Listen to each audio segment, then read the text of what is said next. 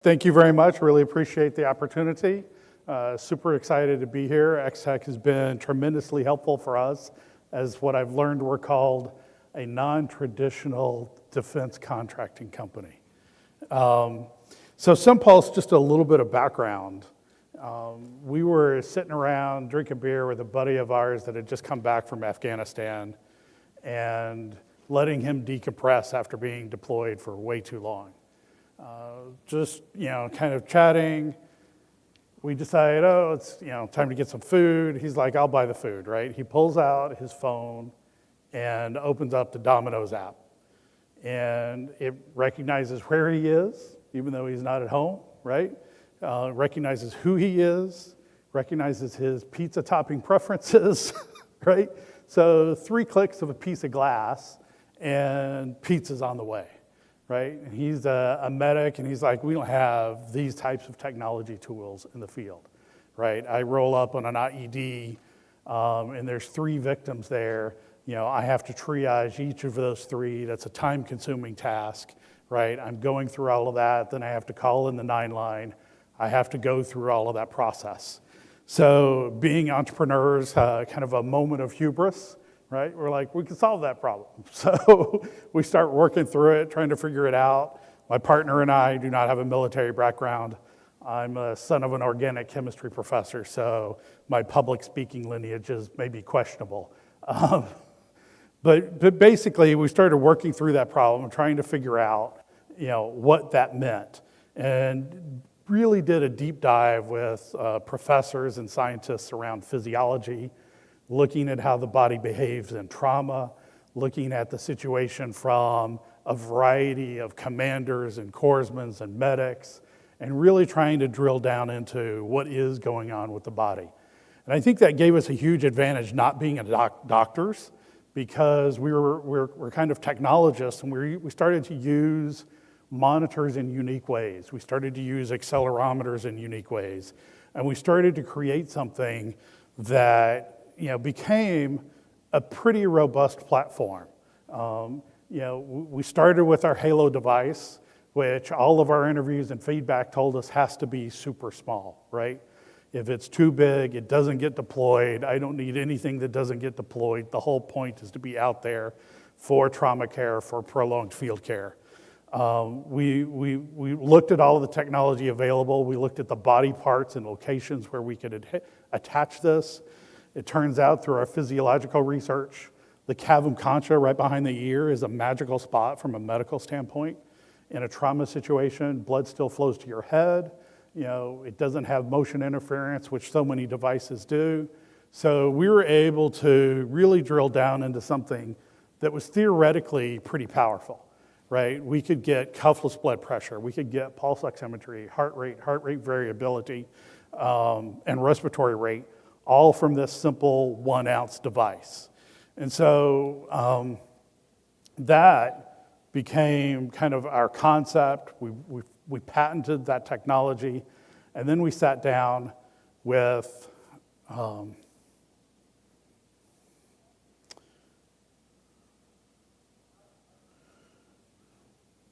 marketplace to really kind of begin to launch. So we participated in Mass Challenge Texas last year. We're super excited at the progress we made from that. We won $100,000 from them. We won $125,000 from xTechSearch. And that led us to build our prototypes. So I'm gonna try to cut away from PowerPoint for a while. You guys have been looking at a lot of those, so I really appreciate your patience over the next 2 days.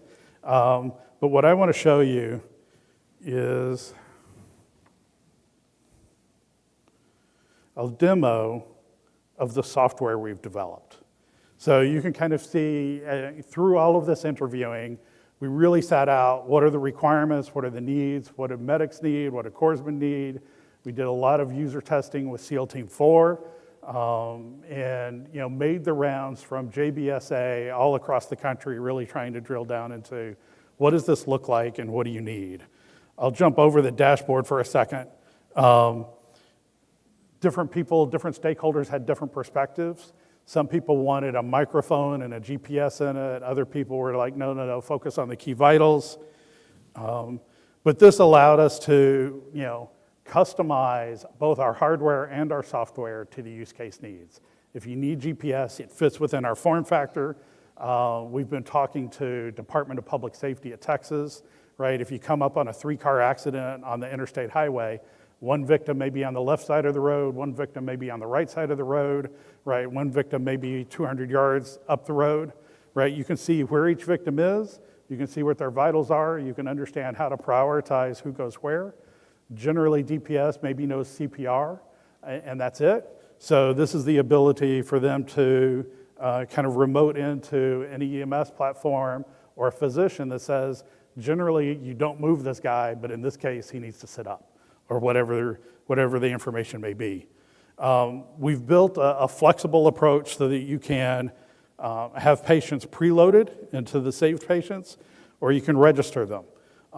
Again, we worked a lot on user feedback around how people wanted the display of information, trying to make sure that we have QR codes where we can capture things, make sure that we use toggle switches where we can, or voice input to limit the amount of text input that somebody has to do. I can press next section at the bottom, or I can also press over here and customize all of this, right? So I can, generally in a trauma situation, you're looking at trend line information, what's happening with this patient over the last couple of minutes. I can prioritize that information, I can look at it very closely, and I can set different thresholds based upon the conditions in the field. So we have a variety of configurations. Again, I talked a little bit about the toggles and our ability to kind of make that as simple as possible. One of the aspects that was super important to people is the ability to tie into a 9-line or a medevac, right? To be able to create the type of information here so that I can just, again, toggle quickly, input the information, and now I can spend more time on providing care than relaying somebody to a radio man who can radio this in, right? I can monitor their vitals for a longer period of time and stay in touch with what's going on with their bodies personally. So we'll kind of go over here. I've got a little demo that I'll show you.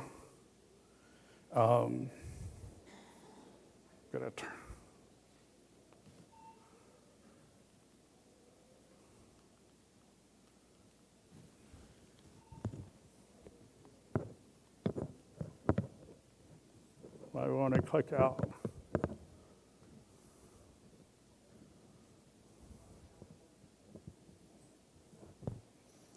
So you can begin to see the types of information that might be displayed, look at individual patients. So you can see this person is in yellow, the other one's in green. You can monitor all of their information.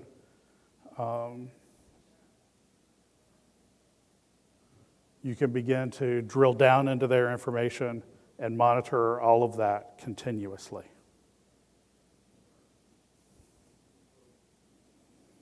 So a third patient was added. It continues to prioritize that. It allows me to look at all of the details. In our meetings at Joint Base San Antonio, the recommendation was to add a series of medical interventions, right? So that you can see the interventions that were undertaken. And then when I go back to the patient details, I can click on the log at the bottom and you can see here's what was done. So we've tried to optimize all of the information flow from the patients to the medics. We've tried to optimize the information flow for medevac, as well as the information flow for the after-action reports, right? So you now have a catalog of information that allows you to look at all of that. So you can see here, I can also, make these smaller, right? So I can have up to 100 patients per device. I can set different parameters for prioritization. I can also see, in this case, that the victim is now sitting up, right? So the benefit of our accelerometers and our sensors allows you to do all of that. So I'm going to jump out of that. Pardon me? Like what sort of sensors or instrumentation were on those notional individuals? You mentioned an accelerometer. Like how instrumented were they? So I'm going to show you that. I'm going to move to the hardware device. While I set up the hardware device, I'm going to give you just a little bit more background. And then we'll show you the sensors and kind of how we've been able to use the money from phase 3 to develop out the software and the hardware. I have a quick question. You might get to this later, but how are you securing that data? So I am going to come on to that. There are multiple layers of security. This device right here transforms the data. None of it sits in anything but cache memory. So if this device is lost, it could be an ATAC, Android Tactical Assault Kit. We're compatible with that. We're compatible with Blue Force. So we have a security protocol that we've built, but we've also tried to make sure that we're compatible with existing platforms. But this device retains no data. The security has to be tied to our Field Vitals app in this device's case. And then I'll show you the hardware in a minute, and you'll see kind of how that looks. But all of that is basically hexadecimal data that can't be unraveled, right? Did that answer your question? Any other questions?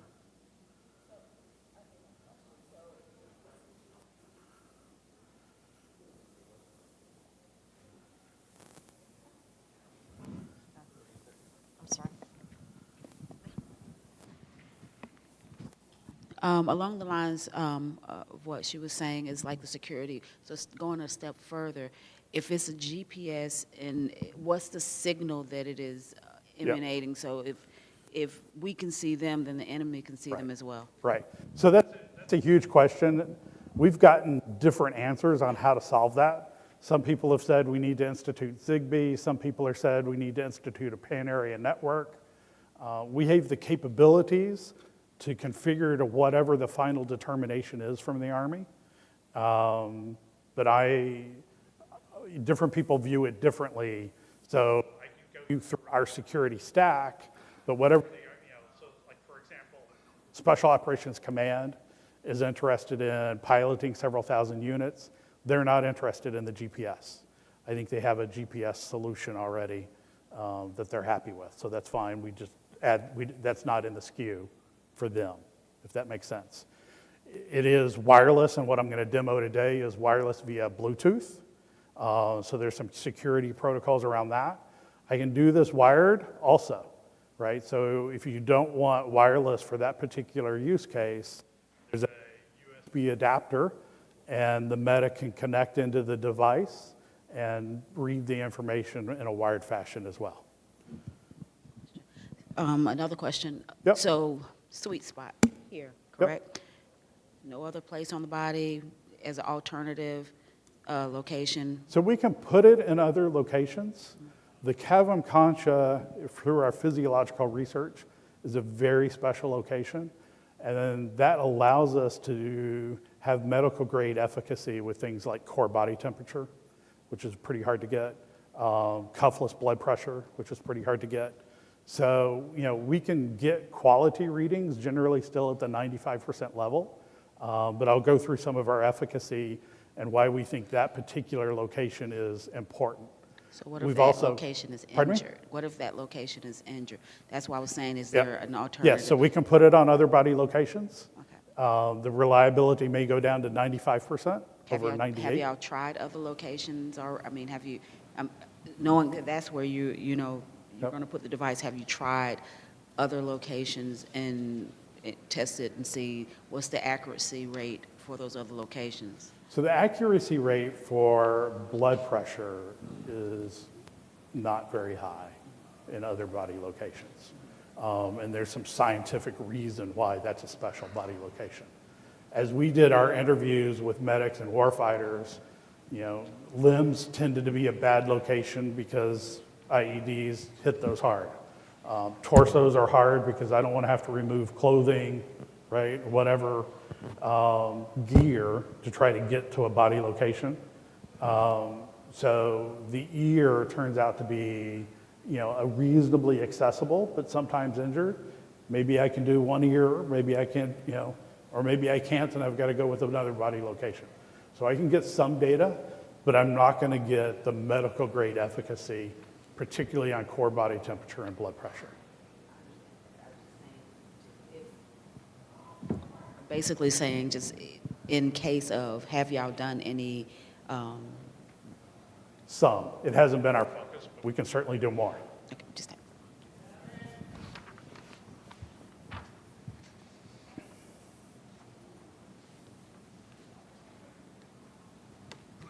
Other questions?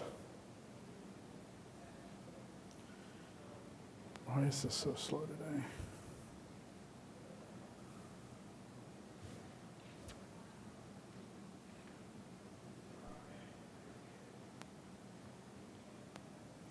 Okay, so what you're seeing here is the readout of 2 live patients in this room. So I'll ask my colleagues here, Kurt Stump, our founder and CEO, and Matt Barrera, an 18 Delta medic, to come up and show you how small these devices are, how this works. So I'm monitoring their vitals in real time, right? You can see that it's on. We have a haptic feedback that we're building in. So these are still prototypes. They're not perfected. We've made it far enough along through the process that we can demonstrate successfully this type of connection and these vitals. You can see, why don't you guys walk a little bit closer to them for a second. Modeling. You guys make good models. The cameras don't know which way to go now, sorry. Take it off and hand it around. So they would you'd only put this on after they were injured? Or was So this different something they commanders were on? have a different opinion about that, and I'm not a military background, so most commanders say don't expletive with the shooter. So this goes on post-injury. Other commanders are like, no, I want to make sure that they're not dehydrated. I want to make sure that they're physically fit and ready, right? If their core body temperature is elevated, I need, they're telling me they're ready to go, but their body temperature is 101.5, I may make a different decision, right? So again, I'm not the expert in that, but I'm trying to provide that capability. You guys make good models. They're getting lots of pictures of you. Other questions?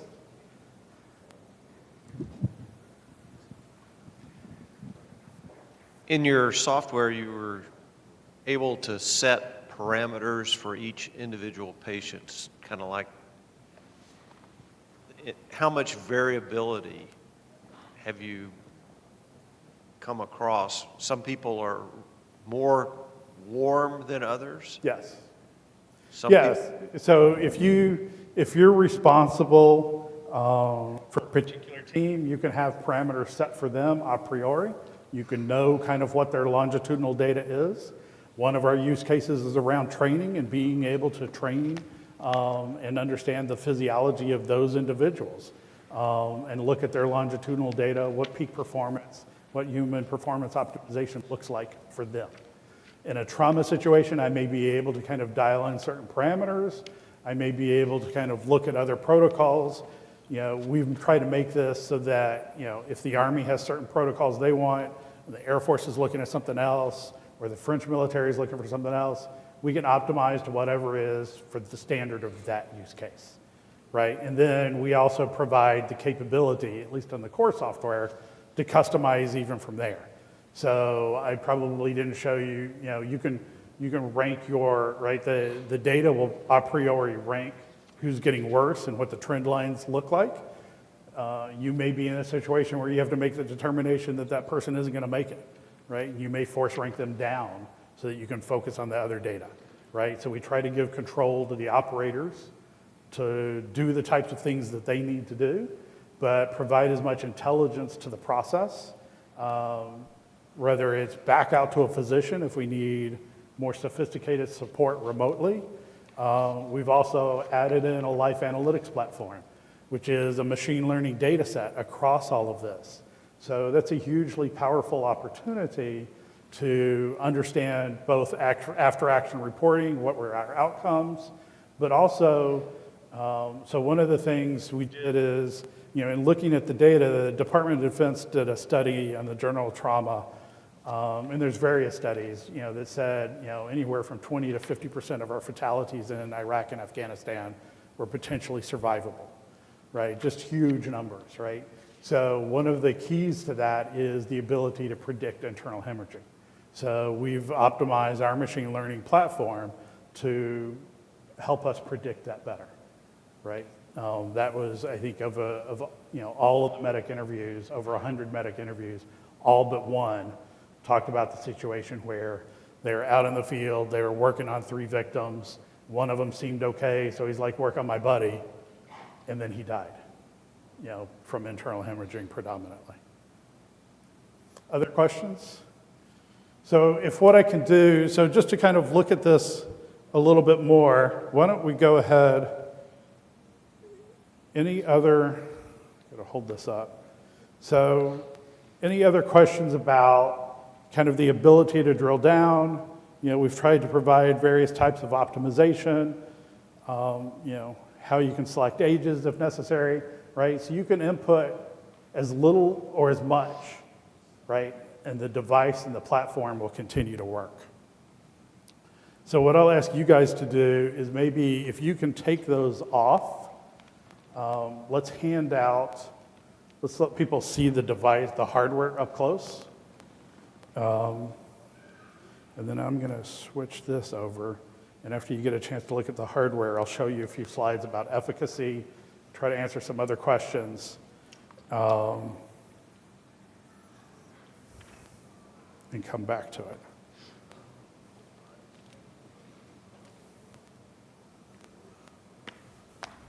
So I heard you asking questions about the different sensors. So on there, your sensor right here, we can pull up back to this. We have Oh, our first casualty. It's so light it fell. as well as the temperature from which wind direction. So the data that you're reading with the tablet, are you getting it through Bluetooth or is it going to be a hardware thing? So I can do both. Because I would just be concerned with Bluetooth. Yep, I'm absolutely. So we've been concerned told, with that. been told pairing networks, we've been told IP directly, which Bluetooth. I just worry about hacking and Absolutely. bad guys finding out. Absolutely. So that's one thing. So that's why we've done it both wired and wireless. So SOCOM 3 years ago instituted that Bluetooth on recovery missions was acceptable. So that's where they want to use it as the idea. Once it's been declared as the scene is safe, that then they want to have recovery. But we're working with the Thales program, and they want to use near-field magnetic induction, which is like the 8-foot bubble of radio waves. So we can also participate in that kind of thing. And I just wanted to finish on your question. So we can certainly do data transformations on multiple body areas. We've focused so far on the cabin concha with both ears as well as the mastoid on both sides. But we're fully aware that there can be, we like that there's 2 ears, right? So if there's an injury on one side, there are going to be cases of burns, but there's going to be multiple. So we can also affix to the forehead, the chest, the wrist, the finger, the thigh, or the foot.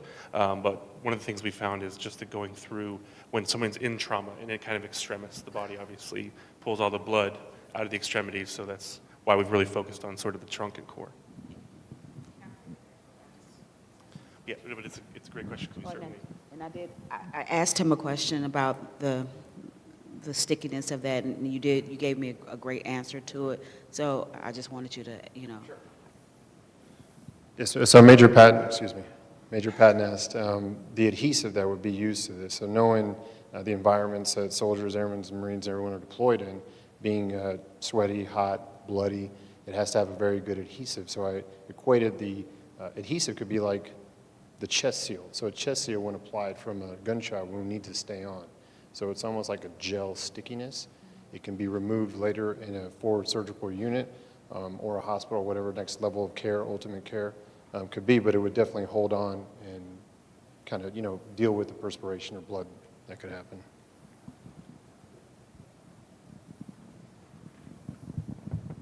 Other questions? So just a couple more charts, and then we'll bounce back and I'll hand out a little demo and we'll go from the iPads. So, this is our efficacy, my favorite Crayola colored chart. We were super excited. Part of the process that we had to undergo here, we've also taken some private investment. Again, all of that physiology work paid off in terms of the efficacy that we're able to achieve was just astronomical. Now, we are now at the testing phase. This is all lab-based testing, just a convenient sample, but gave us great comfort that we're headed the right direction. We're now headed towards, pilot studies and looking at larger sample sizes, whether that's with Special Operations Command. The French military has also expressed a deep interest. They flew Kurt over to Paris to meet with military leaders there. We've had some traction with NATO and UAE. And we've also had a lot of traction with the civilian marketplaces. We can talk about that if need be. But basically, we think about this platform in kind of 4 key components. The Halo device, the app, the ability to go out to the cloud, and then the life analytics, and the ability to mine that data over time. So particularly in the case of trauma, you're busy trying to save the patient's life, right? Data is the last thing you're really worried about. A lot of people, again, going back to some feedback from JBSA, they're like being able to have that consistent data from point of injury through en route care, through to definitive care is tremendously valuable. But the other thing, just in general terms, there's been all of these papers that have been published about trauma and how people go from trauma to death. And there's never been any data to prove or disprove their hypotheses, right? So now we're going to have a data set that allows us to get deep, rich insights and get smarter and smarter about all of the care we're providing. So we've worked hard on this. Like I said, we're not doctors, so we approached it in a very disruptive way. We've sat down with the physiologists and the doctors and others and really came up with something that we're kind of gobsmacked every day by taking the requirements from the medics, just how useful this is. We've partnered with NCAA teams. We've partnered with Ingram Micro on the civilian side. We've got a contract with the Air Force on an SBIR. I was gobsmacked to learn that we do not have physiological monitoring of the pilots in an aircraft, right? So we do a lot to monitor the platform and the aircraft, but the human physiology is not a capability. I kind of just believed that guy didn't really know and somebody else knew that they have it somewhere else. Even after the third guy told me, I'm like, surely we've got physiological monitoring. They flew us to a meeting in Maryland and they don't. They're like, we dropped the capability and we need it fast. So we're making considerable progress across a range of branches and a range of use cases. We obviously are tremendously supportive from our heritage on the triage use case, on the Army modernization priorities, the ability to put this in M98 bags, for example. We'd love to see this in every IFAC. Today, the cost rat is about $500 per unit. We expect to be able to drive that cost down, but at that price point, it's probably cost prohibitive to go into everybody's IFAC. But if you're in an imminent danger declared country, maybe it should be in your IFAC.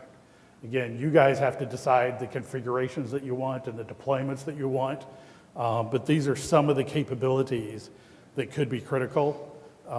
Again, kind of the way we've tried to optimize it so that you have that real-time information. It provides alerts, but it also empowers the medic, or it empowers a physician remotely to join in on the case and provide perspective. All of that kind of really ties back into our ability to have a complete platform, but also recognize the way we've built it around those 4 service areas allows us to kind of go back and be ubiquitous to existing devices. So, we've taken an approach to understand the biology and the physiology of the humans. We've taken an approach that's first and foremost taken us through a golden hour exercise to save lives. But we also see the ability to take disparate devices and have something that's small enough and robust enough to replace and augment other devices in the field, and be something that can be on the forefront of a transformative technology in terms of the care of our soldiers, prolonged field care, as we look at the different types of deployments that we're expecting to come up, joint forces, the types of operations that we may be engaged in. We believe this fits well within that context. You've met the three of us. We've got some tremendous advisors, and we've also been kind of working hard on our progression.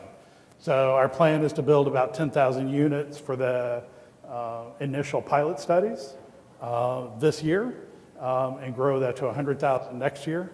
And maybe you guys can help me pass these out. So what I'll let you do is just play with the software a little bit, and maybe that'll lead to other questions. We can also pull back out the hardware. This is still a prototype. This is not perfect, but we've tried to build something that's flexible and adaptable to the use case needs as they present themselves.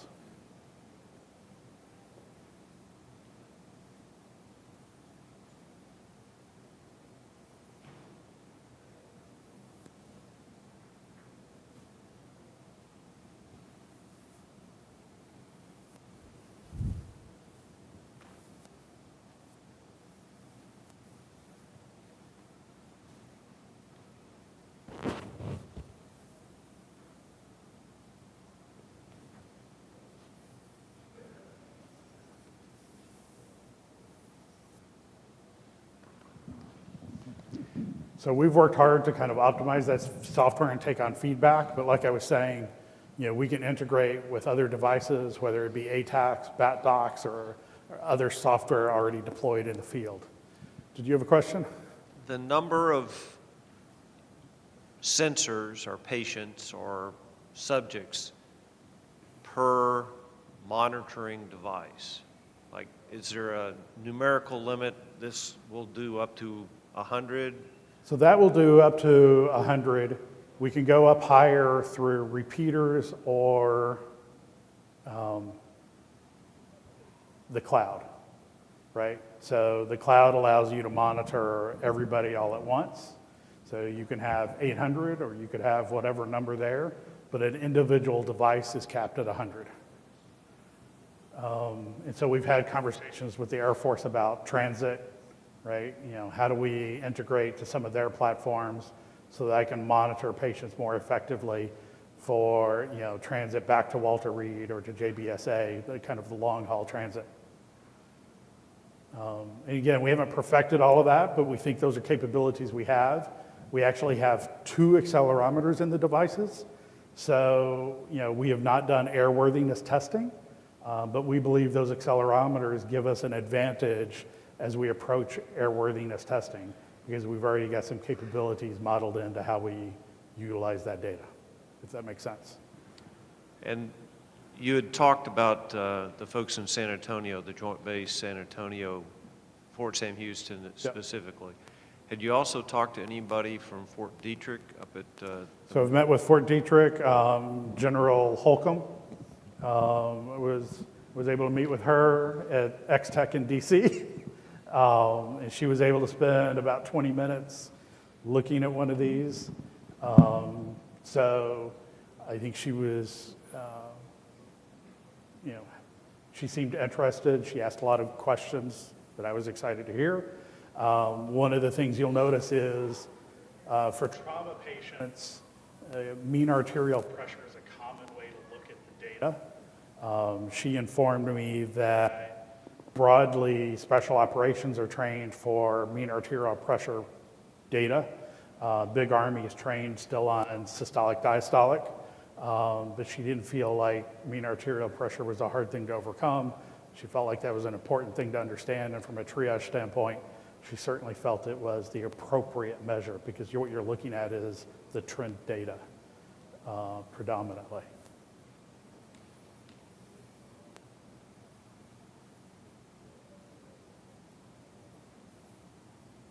So we've pushed this hard but like I said, it's a flexible platform. We can adapt. I mean, I could run algorithms to back into systolic, diastolic. You know, there's a variety of ways that we can get back into that. Our focus has been on the use cases and on the efficacy. I think you answered this question, but who else is out there doing the same type of technology that you're doing? So, I mean, so today in the field, you have things like Athena GTX. I think that runs about $3,000. I'm not sure how widely deployed it is. You know, by that I mean how many thousands of units we buy annually. And do they go to 68 whiskeys, or, you know, how is that managed? I don't have insights into that. But we're obviously significantly under their cost and provide more capability. So, you know, this is something that the Army's looking for, and we're not seeing other people kind of stepping up in the way that we think we have, right? And part of that was really an amazing adherence to the feedback we got, which was, this has got to be small. If this weighs more than an ounce, it ain't happening. And so that forced us into a lot of design constraints, but it also allowed us a fresh approach. Right? We weren't beholden to technology that we developed and we've got to leverage. You took the batteries out of the devices before you passed them around. And it makes me think, what's the useful time for, you put a new fresh battery in and start wearing the device, how long until you need a new battery? So I took it apart so that you could see kind of the innards. The battery is also kind of a limiting factor. It is the largest component we have. Batteries are, so we've had requests for rechargeable, reusable versions, as well as disposable versions, right? So the disposable version, the way the conversation has gone with medics has been, I want this delivered to me in a condom wrapper, right? I want to be able to open that, and the opening of that engages the battery, which means it can sit on a shelf or it can sit in an IFAC, and then I use it. And that type of battery is not rechargeable. That use case is not a rechargeable battery. And we can get over 30 hours in our lab testing with that battery. No.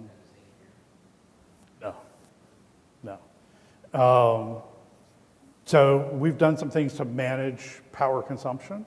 For the rechargeable version, it won't last 30 hours. So the rechargeable versions carry less start battery life, and they also degrade quickly, right? So, you know, we're having to kind of separate out what is the use case you want. If it's a training exercise, if it's a particular type of more personal, you're measuring a pilot consistently over time, then we need a rechargeable solution that doesn't need to last 30 hours, right? But they can recharge because they can do that on a consistent basis. So, you know, we're having to kind of parse our SKUs as we optimize our battery power. But that's kind of where we're at. That's a long-winded way to answer your question, but it's not as easy as I would like. Yeah, our internal targets are 40 hours. And then with some sort of power management, we believe we can approach 80. But again, the idea that you could remove the battery while the device is still on somebody, that's the feedback we got. We could have gotten further without the replaceable battery, but we feel this is a pretty good balance.